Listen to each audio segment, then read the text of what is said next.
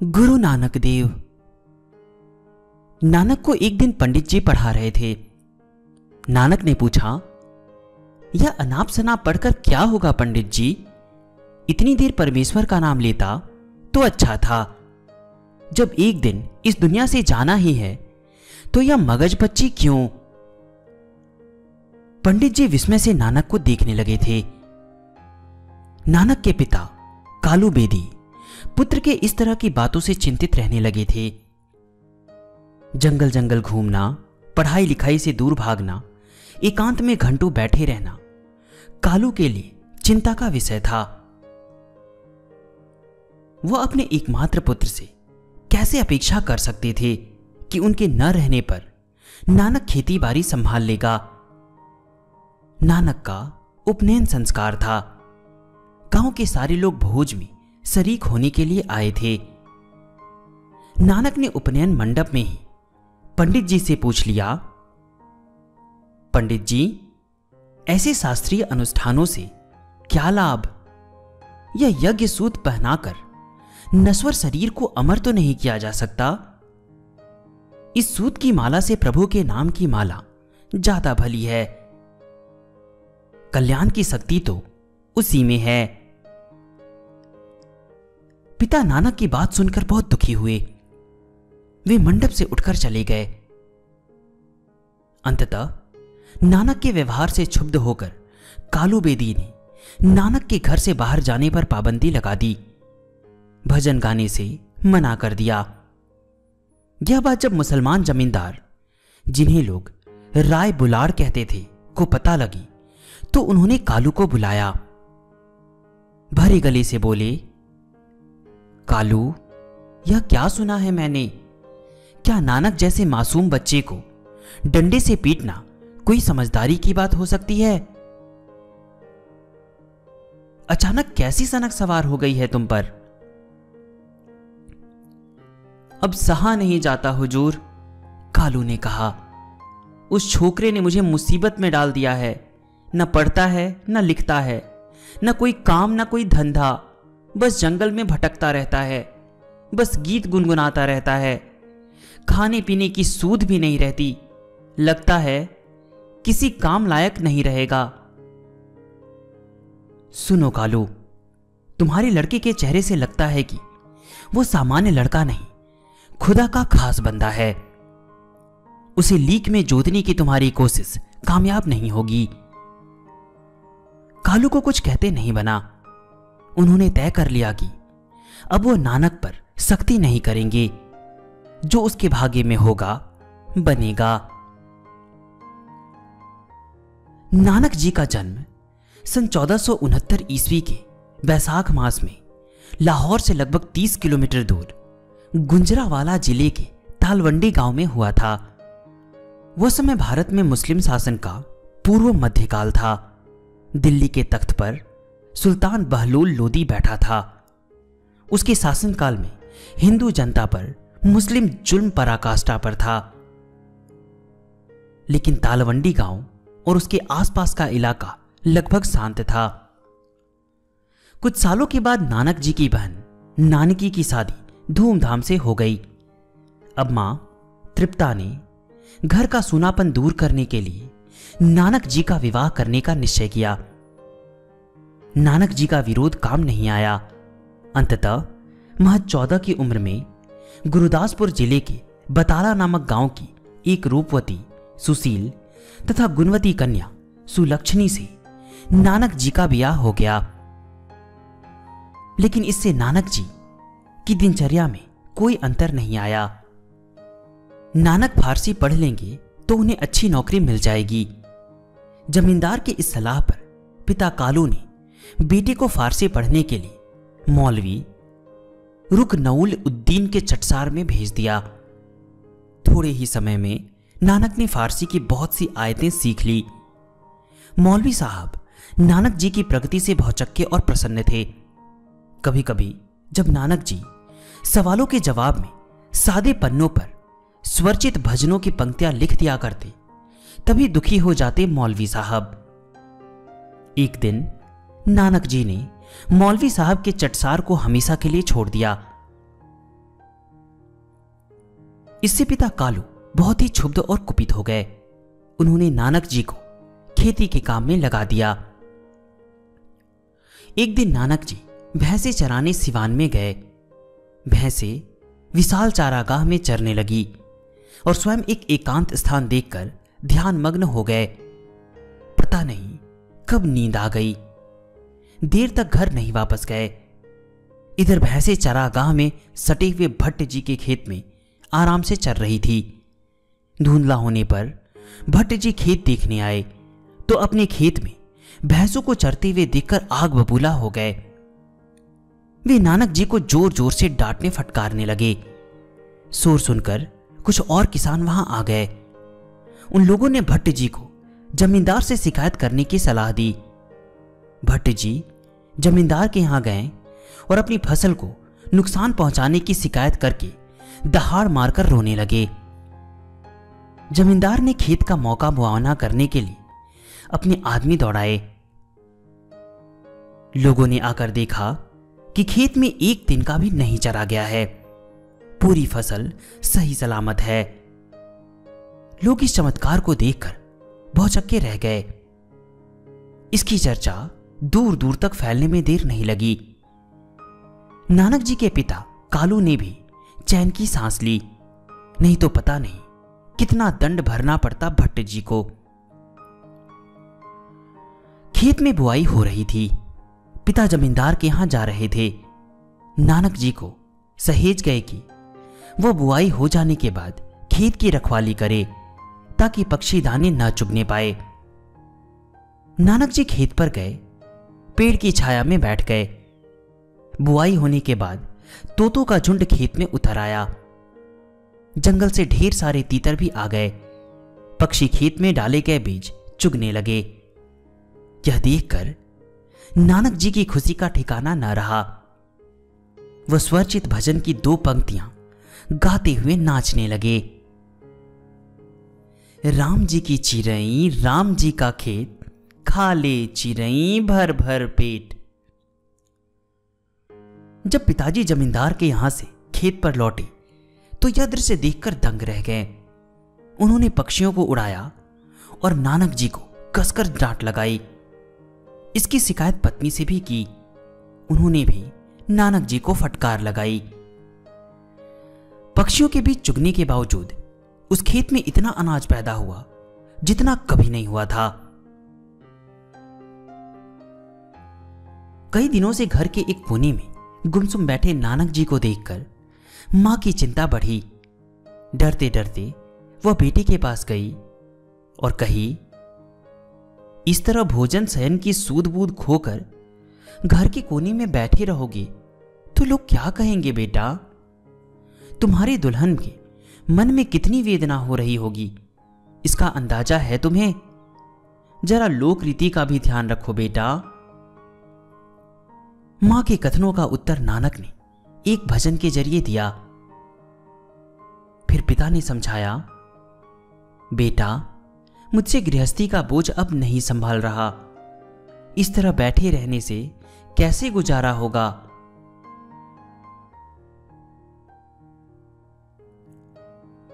उत्तर में नानक जी ने एक और गीत गा दिया। इस शरीर रूपी धरती में विविध सत्कर्म के बीज उन्होंने बो दिए हैं।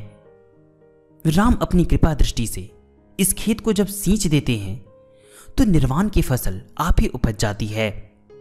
मन किसान की तरह हृदय में हरि नाम का बीज जमा रखे, इतना ही आवश्यक है इसके लिए।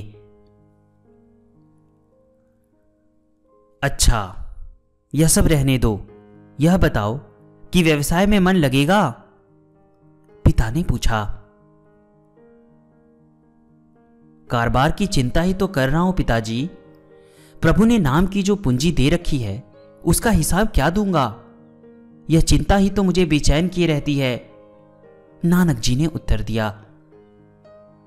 नानक जी की बात सुनकर कालू हताश हो गए। उन्होंने समझ लिया कि यह लड़का कुछ करने वाला नहीं है। एक बार नानक जी ने कई दिनों तक अन्न जल ग्रहण नहीं किया। घर के लोग घबरा गए। जमींदार के यहां से हकीम बुलाए गए। हकीम ने नाड़ी देखी, घर वालों से कुछ प्रश्न किया। इसी दौरान नानक जी ने एक भजन गुनगुनाकर सबको स्तब्ध कर दिया। भजन का भावार्थ था, यदि भव रोग की कोई औषधि है तो मात्र प्रभु का नाम का स्मरण। इस व्याधि से नानक पीड़ित है, उसका इलाज हकीम के बस की बात नहीं है।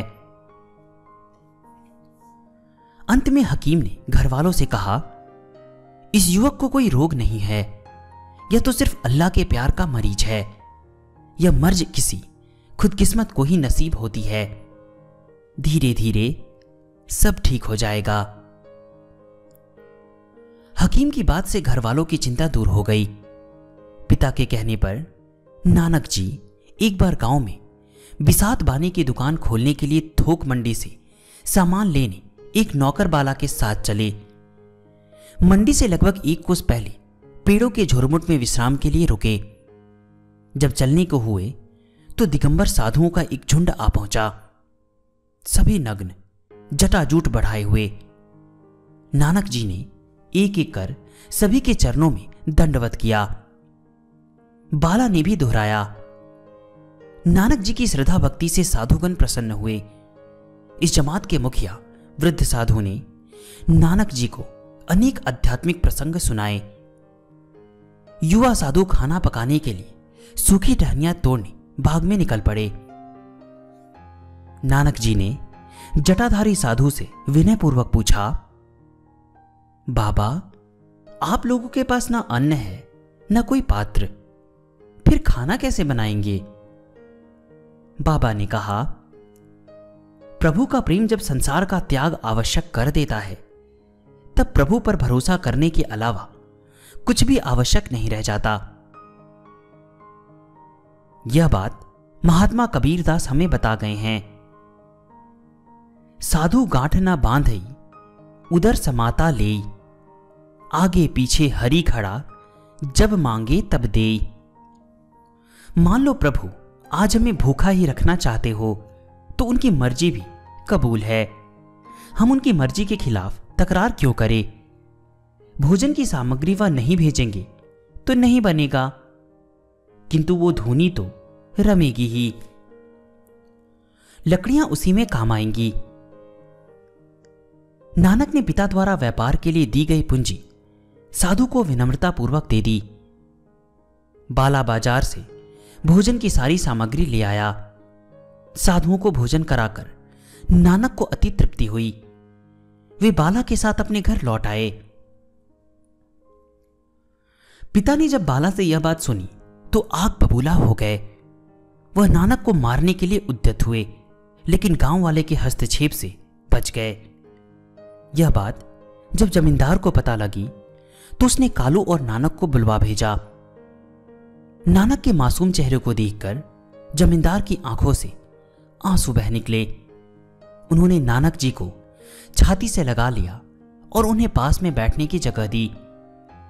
अलग हटकर बैठे दुखी और निराश कालू से जमींदार ने कहा, साधुओं को भोजन कराकर नानक ने कोई गलत काम तो नहीं किया। इसने तो अपने देश और धर्म के सुसंस्कारों को ही प्रमाणित किया है। कालू जी, तुम्हारा पुत्र निर्दोष ही नहीं, ज्ञानी, गुणी और प्रशंसनीय भी है। इसे सांसारिक हानि लाभ का ज्ञान नहीं, लेकिन अच्छे बुरे का विचार करने में इसने कोई गलती नहीं की। जिसे अल्लाह ने जिस काम के लिए पैदा किया है उससे दूसरा काम ले लेना संभव नहीं होता। नानक व्यापार से मुनाफा कमाने के लिए पैदा नहीं हुआ है। अल्लाह ने इसे कहीं बड़े काम के लिए पैदा किया है। तुम्हारे कुछ रुपए नानक ने खर्च कर दिए, वे रुपए मैं तुम्हें अभी दे देता हूं, मगर इस निरपराधी बालक पर हाथ उठाकर तुम अल्लाह की नजर में गुनहगार हो गए हो। आगे ऐसी गलती मत करना कालू जी। थोड़ा नानुकुर के बाद जमींदार से पैसे लेकर कालू नानक जी के साथ घर आ गए। लेकिन अगले ही दिन एक और घटना घट गई। नानक जी स्नान करके आ रहे थे। रास्ते में एक अवधूत भीख मांग रहा था। उसने नानक जी के सामने भी हाथ फैलाया। नानक जी ने पीतल का लोटा और शादी में मिली सोने की अंगूठी उसे दे दी। घर खाली हाथ लौटे तो पिता ने पूछा। नानक ने सही सही बात उन्हें बता दिया। पिता का धैर्य जवाब दे गया। उन्होंने नानक जी को घर छोड़ देने का हुक्म दे दिया। नानक जी की बहन नानकी को जब यह बात मालूम हुई तो उन्होंने नानक जी को अपने घर सुल्तानपुर बुला लिया। नानक जी सुल्तानपुर आ गए। उनके साथ उनका भृत्य बाला भी था। नानकी के पति जयराम की उन दिनों सुल्तानपुर के नवाब के दरबार में बहुत इज्जत थी। उनके प्रयास से नानक जी को सरकारी सरबराह महकमे में नौकरी मिल गई। विभाग में नानक जी की साख जम गई। जयराम के घर साधुओं का जमावड़ा लगा रहता था। हमेशा भंडारे जैसी स्थिति रहती थी। यह बात कुछ मुसलमान कर्मचारियों को बुरी लगती थी। उन्होंने नवाब से शिकायत की। जयराम के घर पर काफिर भिखारियों की भीड़ लगी रहती है। हमें शक है कि खाने पीने की चीजें माल गोदाम से ली जाई जा रही है। दोनों साले बहनोई हमारी नजर के सामने सरकारी दौलत को पानी की तरह बहाकर लूट मचा रहे हैं। यह तकलीफदेह है। इस लूट का पता लगाने के लिए माल गोदाम की जांच बाहर के हिसाबन वीसों से कराई जाए। नवाब ने जांच का हुक्म दे दिया और दूसरे ही दिन हिसाबन वीसों का एक दल माल गोदाम पर पहुंच गया। इधर जांच होती रही, उधर नानक जी तेरा तेरा बुदबुदाते बैठे रहे। शाम तक जांच चलती रही। माल गोदाम का हिसाब किताब बिल्कुल ठीक पाया गया। जांचकर्ताओं ने नवाब से नानक जी की दक्षता की प्रशंसा की। नवाब ने नानक जी को दरबार में बुलाकर सम्मानित किया। उस समय भी नानक जी मन में तेरा तेरा का जाप करते रहे। पंजाबी में तेरा का अर्थ होता है तेरह, लेकिन नानक के तेरा का अर्थ था प्रभु सब कुछ तुम्हारा है, मेरा कुछ नहीं है। जा कछु है सो तेरा। कुछ दिनों बाद नानक जी की पत्नी सुलक्षणी भी सुल्तानपुर आ गई। उसने 2 पुत्रों को जन्म दिया, श्रीचंद्र और लक्ष्मी चंद्र। पंजाब के सिखों में वे श्री चांद और लक्ष्मी चांद के नाम से जाने गए। सुल्तानपुर में नानक जी कई वर्ष तक रहे। इस दौरान उनके कई मित्र भी सुल्तानपुर आ गए। नानक जी ने सभी को सरकारी नौकरी दिलवाई। इनमें एक मर्दाना नामक मुसलमान भी था। वह नानक जी के साथ ही रहता था और परिवार का अंग बन गया था। सुल्तानपुर के समीप रोहरी नामक विशाल जंगल था। नानक जी कभी कभी उस जंगल में घुस जाते। रात भर साधना चलती, सुबह आते। एक बार उस जंगल में गए तो 3 दिनों तक बाहर नहीं आए। कहते हैं 3 दिनों के उसी एकांतवास में नानक जी को पूर्ण आत्मसिद्धि का मार्ग मिल गया। संभवतः उसी अवधि में उन पर उस गुरु भक्ति की भी कृपा दृष्टि हुई जिसकी महिमा का गान वे कृतज्ञता पूर्वक करते हैं, किंतु जिसके रूप नाम के संबंध में निरंतर मौन है। 3 दिनों के उसी अज्ञातवास में नानक जी को प्रभु का आदेश प्राप्त हुआ था। नानक, अब मैं निरंतर तुम्हारे अंतर में रहूंगा। तुम निर्लिप्त भक्त पुरुष के रूप में जगत के अशेष प्राणियों के उद्धार का कार्य शुरू कर दो। नानक जी ने नवाब की नौकरी छोड़ दी। नानक जी के वैराग्य की संभावना ने पत्नी सुलक्षणी को दुख के अपार सागर में डुबो दिया। वह प्रायः रोती रहती। एक दिन नानक जी ने कहा, रो मत सुलक्षणी। नानक जी पत्नी के पास जाकर बोले, अपने व्यक्तिगत योगक्षेम को इतनी कल्पित महिमा मत दो कि जगत के शेष प्राणियों के प्रति अपने कर्तव्य का सर्वथा विस्मरण हो जाए। अपने चारों ओर फैले विश्व की दीन दशा पर विचार करोगी तो अपने सुख दुख की चिंता की तुच्छता स्वतः प्रकट हो जाएगी। समाज में हिंसा, कलह, द्वेष, लोभ, मोह, शोक, अहंकार और उत्पात का जो वातावरण है, क्या उसके निवारण के प्रति तुम्हारा कोई दायित्व नहीं है?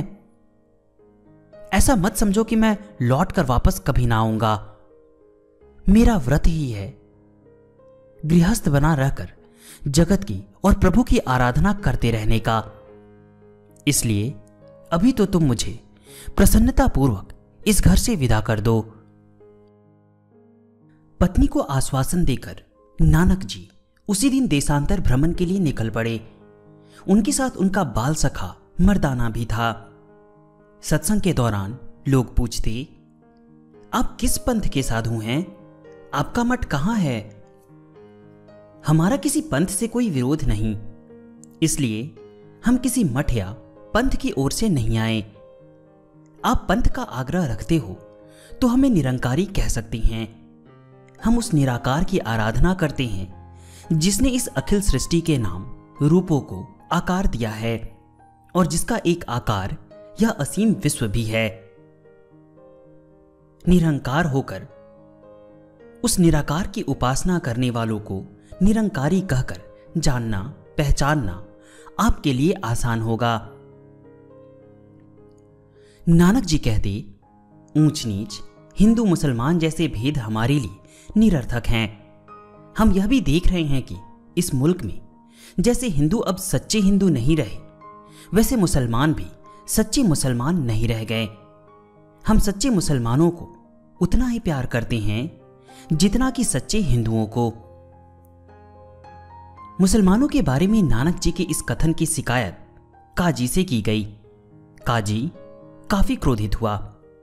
उसने नवाब से शिकायत की, नानक हिंदू खानदान में पैदा हुआ, उसे इस्लाम के बारे में बोलने का हक नहीं है। उसे जल्दी रोका नहीं गया तो इलाके में बदगुमानी फैल सकती है। नवाब ने नानक जी को दरबार में हाजिर किए जाने का हुक्म दिया।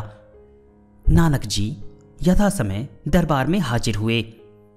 नवाब ने पूछा, तुम कहते फिरते हो कि इस मुल्क में कोई भी मुसलमान सच्चा मुसलमान नहीं है, तो क्या तुम्हारी नजर में मैं भी सच्चा मुसलमान नहीं हूं?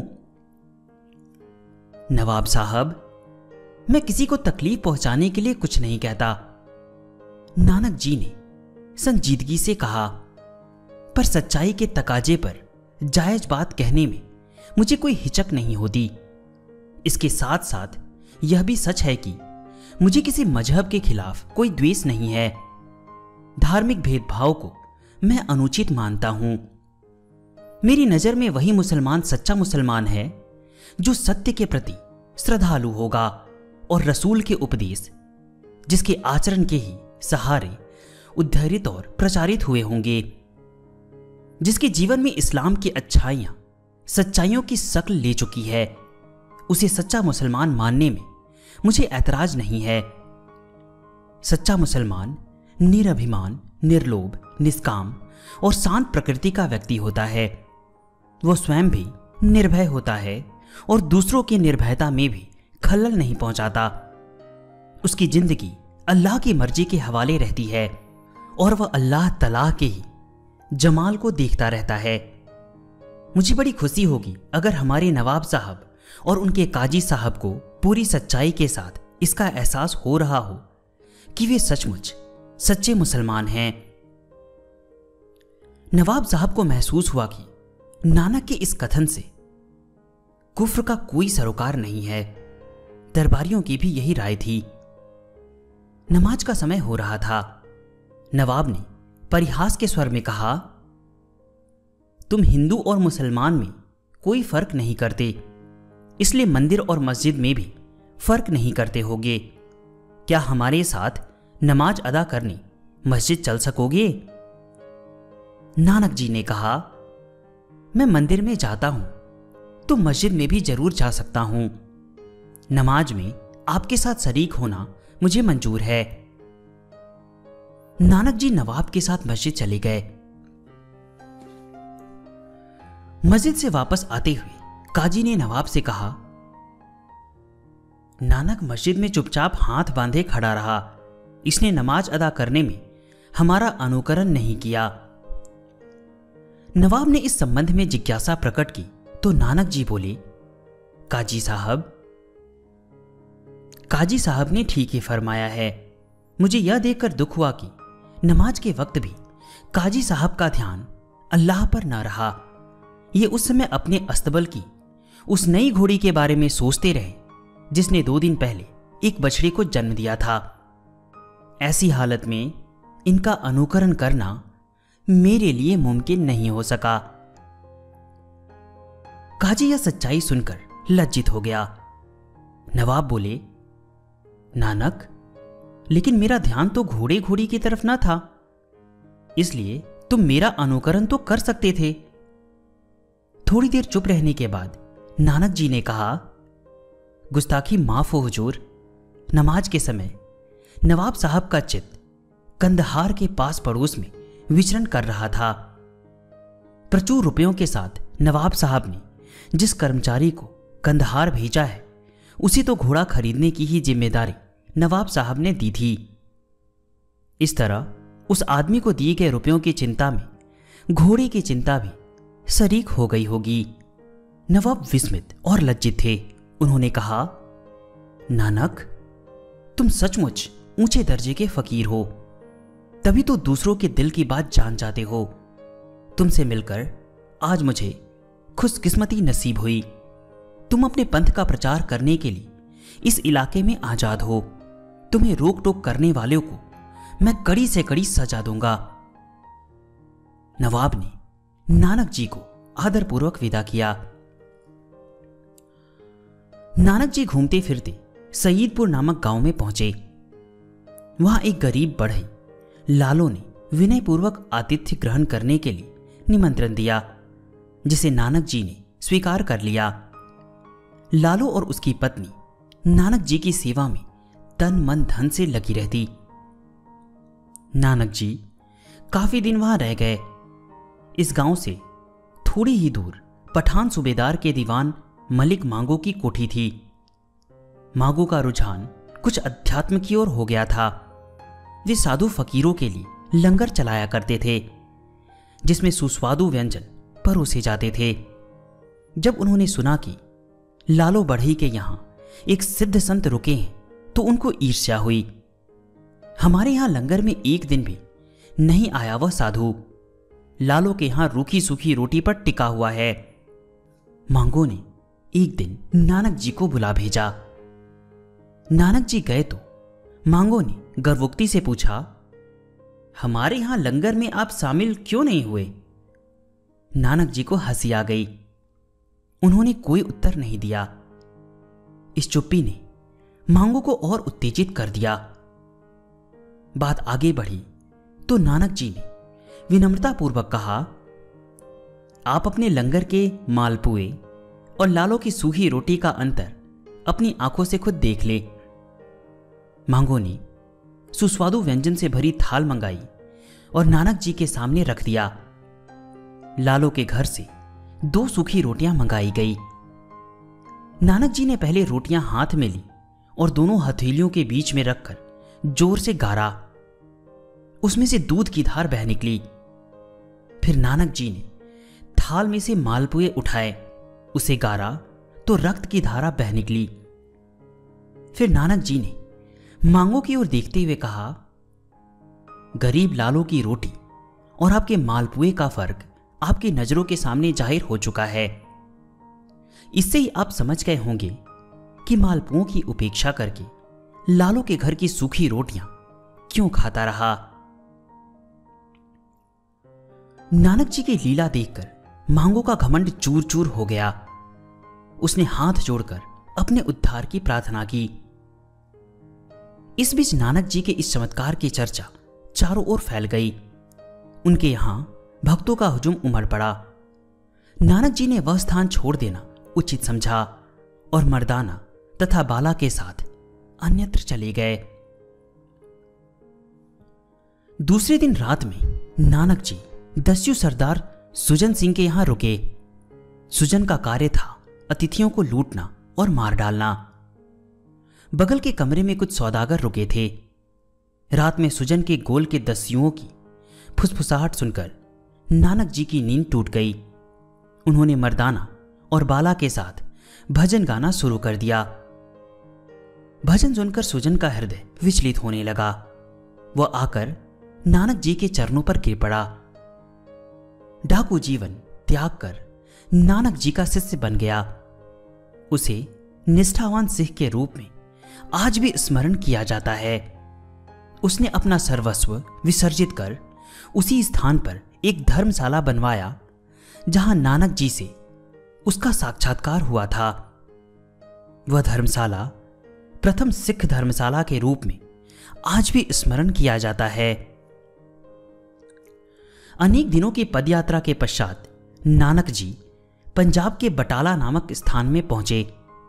रावी के तट पर एक बरगद के वृक्ष के नीचे डेरा जमा दिया। सत्संग चलने लगा। नानक जी की शोहरत दूर दूर तक पहुंची। इलाके का दबंग करोड़िया को यह सहन नहीं हुआ। वह नानक जी को सबक सिखाने के लिए घोड़े पर सवार होकर चल पड़ा। उसके साथ सहस्त्र रक्षकों की एक टुकड़ी भी थी। लेकिन रास्ते में एक दुर्घटना हो गई। करोड़िया के घोड़े के पैर में मोच आ गई और वह उन्हें लिए दिए एक खाई में गिर पड़ा। करोड़िया 2 दिनों तक बिस्तर पर पड़े रहे। कुछ दिनों बाद करोड़िया फिर बटाला के लिए चल पड़े। जब वे रास्ते में थे तभी उनकी आंखों की रोशनी चली गई। बड़े मुश्किल से उनके अनुचर उन्हें महल में लाए। महल में आते ही उनकी नेत्र ज्योति वापस आ गई। इस घटना ने करोड़िया साहब को आश्चर्य में डाल दिया। करोड़िया घमंडी व्यक्ति थे। बटाला जाने की धुन उन पर सवार थी। वे फिर घोड़े पर सवार होकर चले। महल के हाथी से बाहर होते ही उनकी और घोड़े दोनों की नेत्र ज्योति चली गई। वृद्ध भृत्य उन्हें महल के भीतर ले गया। फिर आश्चर्यजनक ढंग से उनकी ज्योति फिर लौट आई और घोड़े की भी। वृद्ध भृत्य को असली माजरा समझते देर नहीं लगी। वह दोनों हाथ जोड़कर खड़ा हो गया। बोला, गुस्ताखी माफ हो हुजूर। मुझे लोगों ने बताया है कि हुजूर बटाला वाले निरंकारी बाबा से मिलने का इरादा लेकर जब जब विदा होते हैं तब तब कोई ना कोई अबुझ बाधा उपस्थित हो जाती है। निरंकारी बाबा के महात्म्य की चर्चा घर घर फैली है। वे महान सिद्ध पुरुष हैं। ऐसे लोगों से मिलने के लिए पैदल जाने की परंपरा इस मुल्क में है। लाव लश्कर के साथ जाना साधु बाबा को मंजूर नहीं है।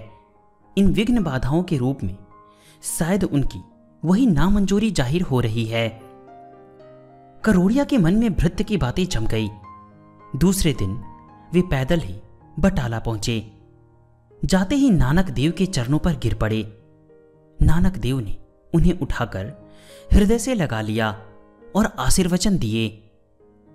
करोड़िया ने विनयपूर्वक कहा, महाशय, आपने मेरा दंभ तोड़कर मेरे ऊपर असीम कृपा की है।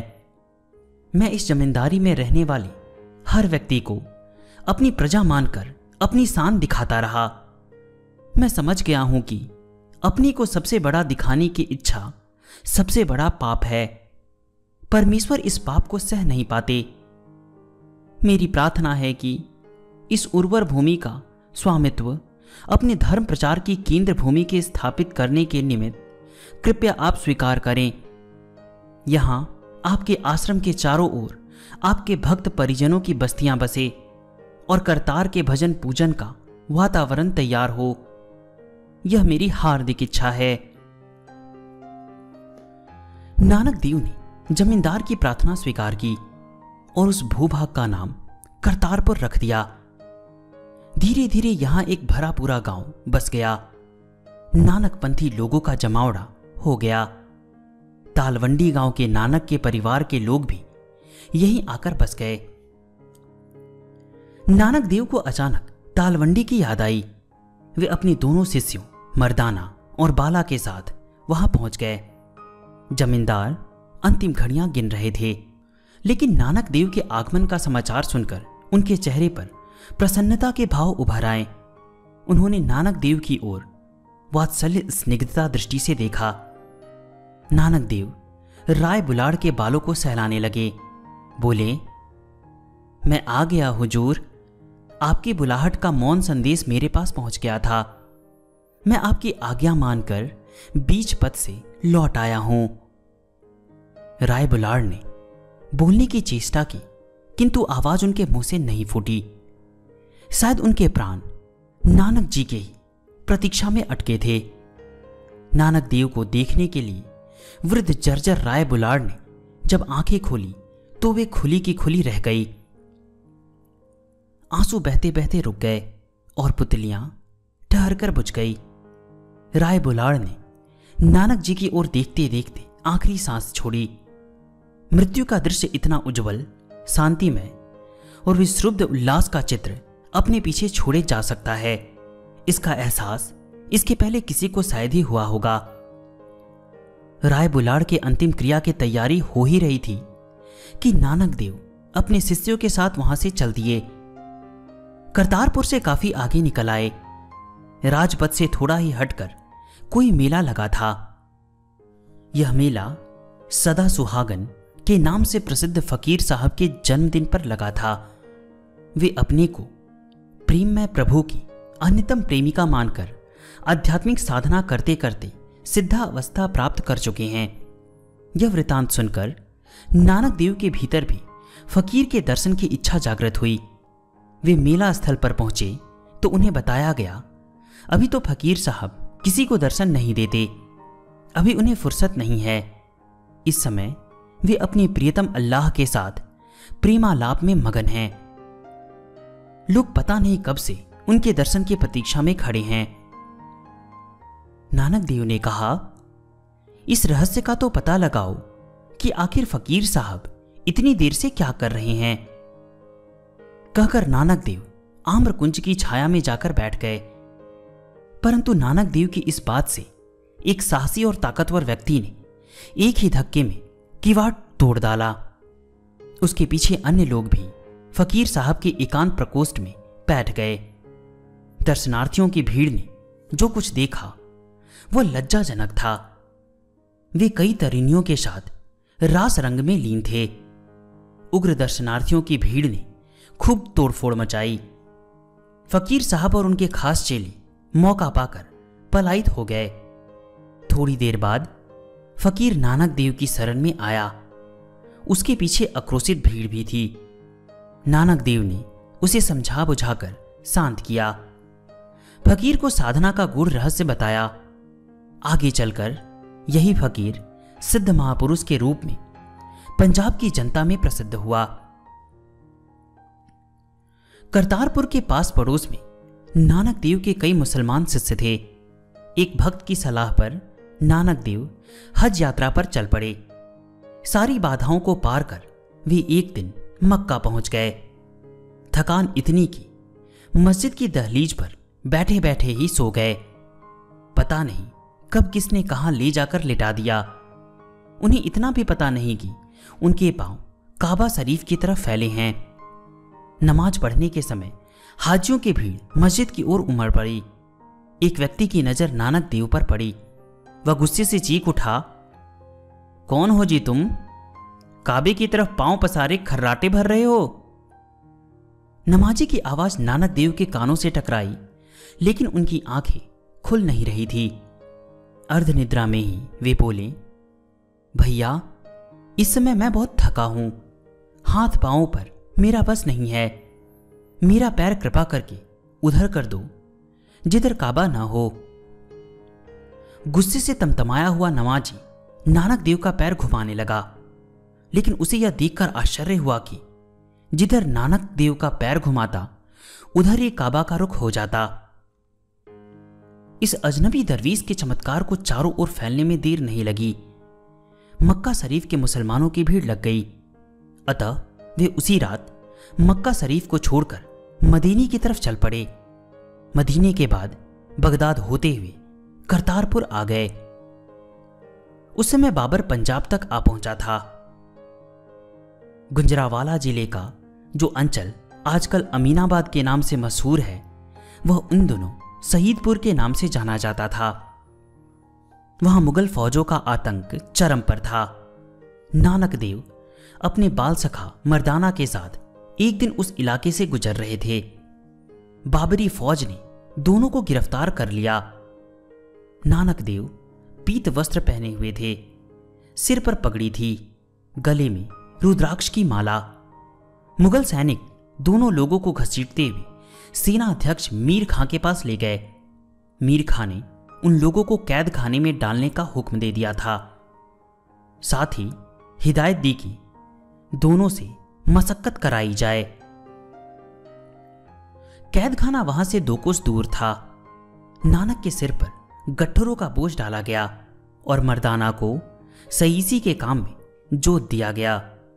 नानक देव सिर पर भारी बोझ उठाकर भी प्रसन्न थे, मगर मर्दाना मायूस था। घोड़े की रास थामे थामे उसकी कलाई ऐंठ गई थी। नानक देव ने मर्दाना से भजन सुनाने को कहा। मर्दाना ने कहा, गुरुजी, हाथ से घोड़े की रास थामे हूं, तंबूरा कैसे बजा सकता हूं? अरे, अकाल पुरुष की महिमा में अब तक भी तुझे पक्का विश्वास नहीं हुआ? घोड़ा छोड़ दे, तंबूरा बजा। मर्दाना ने घोड़े की रास छोड़ दी और तंबूरा बजाकर भजन गाने लगा। नानक देव ने भी भजन गाना शुरू किया। नानक देव के साथ चल रही कैदियों की टोली और सैनिकों की टुकड़ी भजन सुनकर मुग्ध हो गई। इसी बीच मुगल जमादार ने देखा कि नानक देव के सिर की गठरी उनके सिर से ऊपर उठी हुई अधर में लटकी उनके साथ साथ चल रही थी। मर्दाना का घोड़ा भी चुपचाप उसके पीछे पीछे चल रहा था। किसी सैनिक के जरिए यह बात बाबर तक पहुंची। बाबर नानक देव से मिलने जेल पहुंचा। उस समय नानक देव चक्की चला रहे थे। उनका एक हाथ चक्की के हत्थे पर था, दूसरे से अनाज डालते जा रहे थे। मगर बाबर को लगा कि चक्की अपने आप चल रही है। बाबर से रहा ना गया। उसने नानक देव के पास जाकर सलाम अर्ज किया। मैं आपकी क्या खिदमत करूं? ध्यानावस्थित नानक देव की अर्धमुंदी आंखों को बाबर की उपस्थिति का पता न चला। इसी बीच मीर खां भी अधिकारियों के साथ आ पहुंचा। नानक देव ने बाबर से निवेदन किया, जहांपना, आप तो खुरासान पर शासन कर चुके हैं, फिर हिंदुस्तान पर इस तरह आफत ढाना जरूरी क्यों हुआ? आज तो हाल लोदी खानदान के सुल्तान की है, क्या मुगल खानदान के बादशाह की भी वही हालत नहीं हो सकती? फिर हत्या, आगजनी और लूटपाट से क्या लाभ? परमेश्वर की महिमा की अनदेखी कर आप द्वारा अपने क्षणिक प्रताप का दिखावा बेकार का धंधा ही तो है। जो हुआ सो हुआ। अब मुझे बताएं कि आगे क्या किया जाए। थोड़ी देर तक मौन रहने के बाद बाबर ने कहा, यदि मुमकिन हो तो सईदपुर के कैदियों को जहांपना रिहा करा दे। बाबर ने तुरंत सभी कैदियों को मुक्त करने का आदेश दिया और अपने पड़ाव की ओर वापस हुआ। वादे के मुताबिक दूसरे ही दिन नानक देव बाबर के पड़ाव पर पहुंचे और उसे नशे की लत से मुक्ति दिलाई। नानक देव पंजाब में घूमते घूमते एक ऊंचे टीले के पास पहुंचे। मर्दाना प्यास से व्याकुल था। लोगों ने बताया कि उस टीले पर एक पुराना कुआं है। पास की कुटिया में सिद्ध फकीर बली कवंदरी रहते हैं। मर्दाना उस टीले पर पहुंचे, फकीर से पानी मांगा और यह बताया कि नीचे नानक देव खड़े हैं। इतना सुनते ही फकीर आग बबूला हो गए। नानक देव को इतना घमंड कि नीचे खड़े हैं और मुझसे मिलने नहीं आए। उन्होंने मर्दाना को झिड़का, जा अपने गुरु से मांग पानी, उसे मामूली तमीज से भी कोई वास्ता नहीं है। मर्दाना ने टीले से उतरकर नानक देव को किस्सा सुनाया। नानक देव ने कहा, जोर से बोल, सत श्री अकाल। फिर जहां खड़ा है वहां की मिट्टी हाथ से थोड़ा थोड़ा हटा दे। फकीर का कुआं टीले से उतरकर स्वयं आ जाएगा तुम्हारे पास। जी भर पानी पी लेना और एक चुल्लू फकीर को भी दे आना। सिख ग्रंथ जन्म साथी में लिखा है कि मर्दाना ने नानक देव की आज्ञा का पालन किया और जमीन के नीचे से जल स्रोत फूट पड़ा। उसने अपनी प्यास बुझा ली। उधर टीले का कुआं सूखने लगा। फकीर कुपित होकर टीले से नानक देव को गालियां देने लगा। उसने एक पत्थर भी नानक देव की ओर लुढ़काया, जिसे उन्होंने बीच में ही रोक दिया। यह देख फकीर का गुस्सा और घमंड दोनों ही कपूर की तरह उड़ गए। वह टीले से नीचे उतरकर नानक देव के चरणों पर श्रद्धावनत हो गया और उनकी कृपा पाकर धन्य हुआ। जनश्रुति है कि अपने पंजे से जिस पाषाण को नानक देव ने रोका था, उस पर पंजा का निशान आज भी है। जो जल स्रोत फूटा था उसने झरने का रूप ले लिया है और आज भी विद्यमान है। हसन अब्दुल नामक वह स्थान पंजा साहब के नाम से पवित्र तीर्थ स्थल बन गया है। पैदल यात्रा करते करते नानक देव पूरी धाम पहुंचे। सायंकाल की पूजा आरती हो रही थी। नानक देव ने मंदिर में प्रवेश किया और भावावेश में बेसुध हो गए। फिर ध्यानावस्थित हुए। तभी एक पंडे का ध्यान नानक देव की ओर गया। आरती के रसमय माहौल में नानक देव का ध्यानावस्थित होना उसे बुरा लगा और वह उन्हें फटकारने लगा। नानक देव ने उत्तर दिया, भैया, हमारे जगन्नाथ देव काष्ठ मूर्ति के कटघरे में कैद नहीं हैं। वे सर्वव्यापक जगन्नियंता हैं। वे अपनी महिमा से आप ही दीप्त हैं। उन्हें आरती से ज्योति उधार लेने की जरूरत नहीं होती। हां, श्रद्धालुओं के श्रद्धा दीपों को वे कृपापूर्वक स्वीकार कर लेते हैं। फिर नानक देव भजन गाने लगे। भजन की मधुर ध्वनि जिसके कान में पड़ी वही आकर वहां खड़ा हो गया। नानक देव भक्तों से घिर गए। बाद में लोग जान पाए कि भजन गाने वाला कोई साधारण साधु नहीं है, ये हैं श्री नानक देव महाराज। नानक देव पुरी से मथुरा आ गए। एक दिन वे यमुना स्नान करने के बाद अपने पड़ाव की ओर लौट रहे थे कि रास्ते में एक भिखारी मिला। वह जन्मांध था। भिखारी की आश्रयहीनता की कथा सुनकर नानक देव की आंखें सजल हो गई। उसके पास जाकर बोले, भैया, गुजरने वाले राहगीरों के सहारे नहीं, परमेश्वर की करुणा के सहारे जीवन का शेष दिन व्यतीत करो। श्री कृष्ण की जन्मभूमि में रहकर भगवान के भजन गाते रहो। वे सबका भार उठाते हैं, तुम्हारा भार क्यों ना उठाएंगे। इतना कहकर नानक देव ने कमंडल से एक चुल्लू जल हाथ में लिया और अंधे की आंखों पर छिड़का। अंधा आनंद विहल होकर चीख उठा, क्या आप ही नानक महाप्रभु हैं? रात स्वप्न में मुझे यही बताया गया था। मेरी आंखों की रोशनी सचमुच लौट आई है। स्वप्न में मुझे बताया गया था कि गुरु नानक देव की कृपा से मेरा अंधापन दूर हो जाएगा।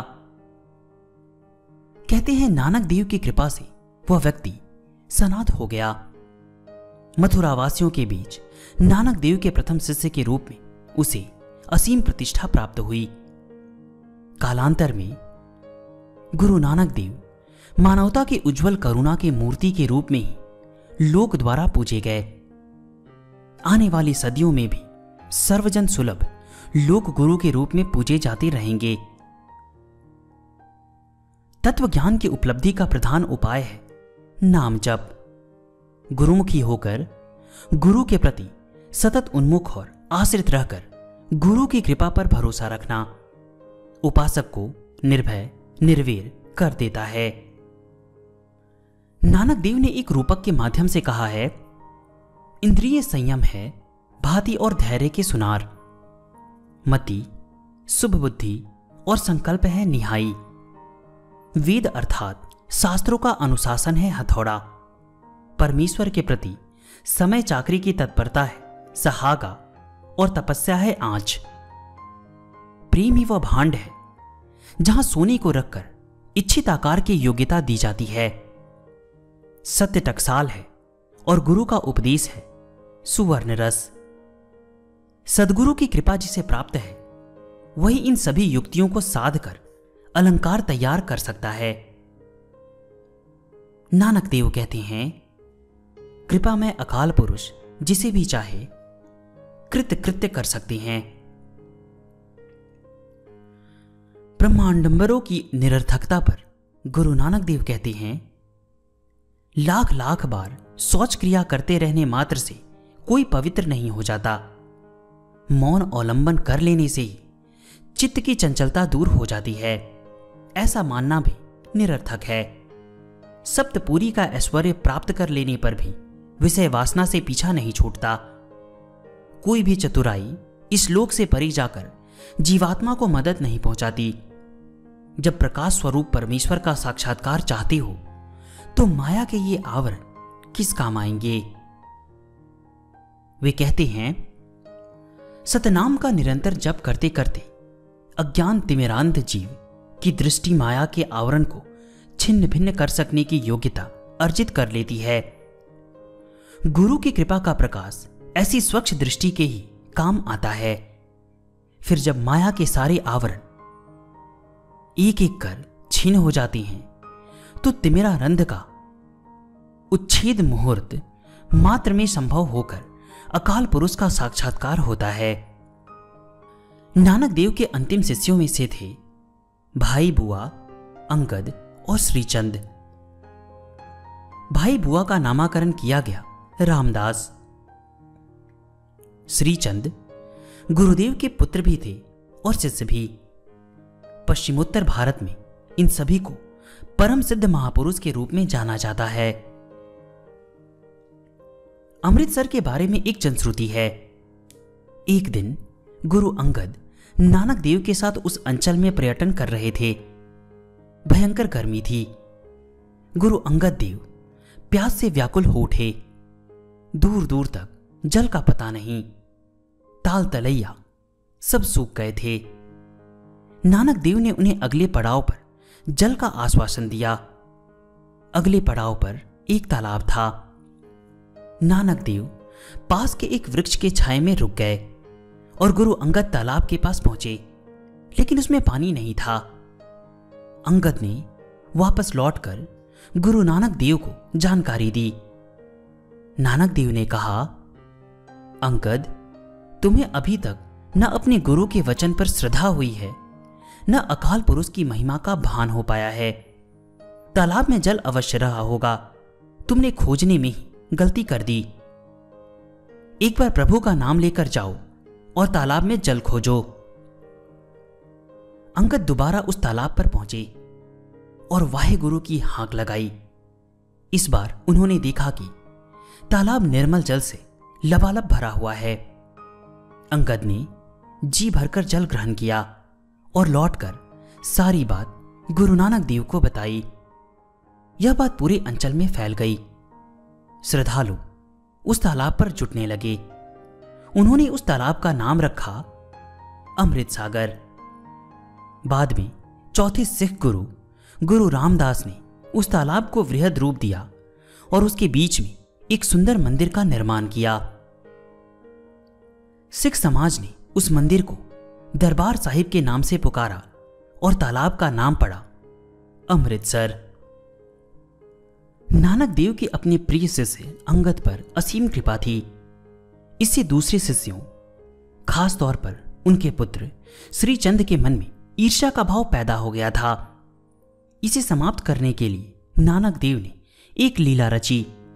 वे अपने शिष्यों के साथ रावी नदी के तट पर बैठे थे। उफनती रावी में एक शव बहता हुआ आ रहा था, जो इतना सड़ गया था कि उससे भयानक दुर्गंध उठ रही थी। नानक देव ने अपने शिष्यों से कहा, मेरी आज्ञा मानकर उस शव को तुम में से कोई खाना चाहेगा? सभी शिष्य निरुत्तर थे। अपने नाक को कपड़े से ढक रखी थी क्योंकि दुर्गंध असहनीय थी। तभी अंगद देव हाथ जोड़कर सामने आए और बोले, गुरुजी, मैं आज्ञा का पालन करूंगा। नानक देव की आज्ञा पाकर अंगद देव पानी में उतर गए और लाश को खींचकर किनारे लाए। वह उसे खाने जा ही रहे थे, तभी नानक देव ने मुस्कुराते हुए कहा, जिसे तुम लोगों ने लाश समझकर अखाद्य समझ लिया था, वह चंदन का काष्ठखंड प्रतीत होता है। उसकी सुगंध से तो यही लगता है। अंगद, तुम यह काष्ठ खाकर पेट मत खराब करो, लौट आओ। चंदन से सचमुच सुगंध निकल रही थी। सभी आश्चर्यचकित थे कि जिस शव से असहनीय दुर्गंध निकल रही थी, वो सुगंधित चंदन में कैसे बदल गया। इसके बाद गुरु नानक देव अपने शिष्य अंगद का गुरु पद पर अभिषेक कर दिए। उन्हें गुरु अंगद के रूप में स्वस्ति दी और भूमि पर लेटकर साष्टांग दंडवत किया। शिष्य मंडली ने भी उनका अनुसरण किया। इसके बाद नानक देव रावी नदी के तट पर स्थित उसी बरगद के पेड़ के नीचे जाकर ध्यानस्थ हो गए, जिसके नीचे वे करतारपुर नामक बस्ती बसाने के पहले बैठा करते थे। धीरे धीरे सभी तरफ यह दारुण खबर फैल गई कि नानक देव ने शरीर त्याग करने का निश्चय कर लिया है। पूरी जनता शोकाकुल हो उठी और एक दिन गुरु नानक देव ने शरीर त्याग कर दिया। जनता में यह खबर बिजली की तरह फैल गई। लोग अंतिम दर्शन के लिए उमड़े। नानक देव का नश्वर शरीर वस्त्राच्छादित पड़ा हुआ था। इसी बीच एक नई समस्या खड़ी हो गई। पंजाब के कुछ मुसलमान भक्त नानक देव को मुसलमान मानते थे। इस संदर्भ में उनकी मक्का मदीना की यात्रा का हवाला देते थे। वे नानक देव के शव को मुस्लिम रीति से दफनाना चाहते थे। दूसरी तरफ हिंदू भक्त उनकी अंतिम क्रिया हिंदू रीति से करना चाहते थे। दोनों तरफ से लोग हथियारों से लैस होकर जुटने लगे। खून खराबा होने के आसार दिखाई देने लगे। तभी कुछ श्रद्धालुओं ने गुरुदेव के अंतिम दर्शन के लिए शव पर से वस्त्र हटाने की मांग कर दी। उनकी मांग पर जब वस्त्र हटाया गया तो शव के स्थान पर रंग बिरंगे फूलों की राशि पड़ी मिली। सवाल उठा कि क्या शव अंतर्ध्यान हो गया है? कुछ लोगों को मानना था कि गुरु का शरीर सुगंधित फूलों में बदल गया है।